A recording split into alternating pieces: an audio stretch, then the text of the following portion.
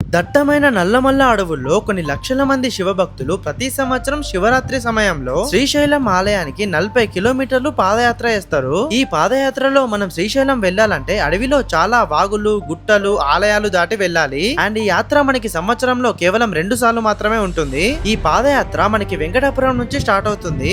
And పురాతన కాలం నుంచి మన పూర్వీకులు శ్రీశైలానికి ఈ మార్గం ద్వారానే వెళ్లేవారు. ఇందులో ఫస్ట్ మనకి వీరాంజనేయ స్వామి ఆలయం కనిపిస్తుంది, తర్వాత వీరభద్ర స్వామి ఆలయం కనిపిస్తుంది, ఇంకా ఇక్కడే ఒక మంచినీటి కోనేరు, ఇంకా స్నానం చేయడానికి ఇంకొక కోనేరు కూడా కనిపిస్తుంది. తర్వాత మెట్ల మార్గంలో 2 పురాతన గోపురాలు కనిపిస్తాయి. ఇవి దాదాపు శిథిలమైపోయినాయి. నెక్స్ట్ పెద్ద చెరువు కనిపిస్తుంది. ఇంకా ఇక్కడ నుంచి ముందుకు వెళితే కోరికల కొండ, మఠం బావి, ఇంకా భీముని కొలను కనిపిస్తుంది. ఇక్కడ నుంచి ఈ భీముని కొలను కింది వరకు దిగి మళ్ళీ గుట్ట పైకి ఎక్కితే మనం కైలాస మార్గం చేరుకోవచ్చు. ఈ కైలాస మార్గం నుంచి 4 కిలోమీటర్స్ దూరంలోనే సాక్షి గణపతి ఆలయం ఉంటుంది. ఇంకా దీని పక్కనే శ్రీశైలం ఆలయం ఉంటుంది. నిజంగా ఈ అడవిలో ఈ గుట్టలు ఎక్కుతూ పాదయాత్ర చేయడం చాలా కష్టము. కానీ ఇక్కడికి వచ్చిన శివభక్తులు శివనామ స్మరణంతో 40 కిలోమీటర్లు ట్రెక్కింగ్ చేసి ఈ శ్రీశైలానికి చేరుకుంటారు. నిజంగా ప్రతి ఒక్కరు మన జీవితంలో ఒక్కసారైనా కూడా ఈ శ్రీశైలం పాదయాత్ర చేయాలి. ఎందుకంటే ఇది ఒక మంచి ఎక్స్పీరియన్స్. సో మీరు ఈ శ్రీశైలం పాదయాత్రకి వచ్చారా? వస్తే మీకు ఎలా అనిపించిందో కామెంట్ చేయండి. అట్లనే ఈ వీడియోని మీ ఫ్రెండ్స్ అండ్ ఫ్యామిలీ అందరు కూడా షేర్ చేయండి.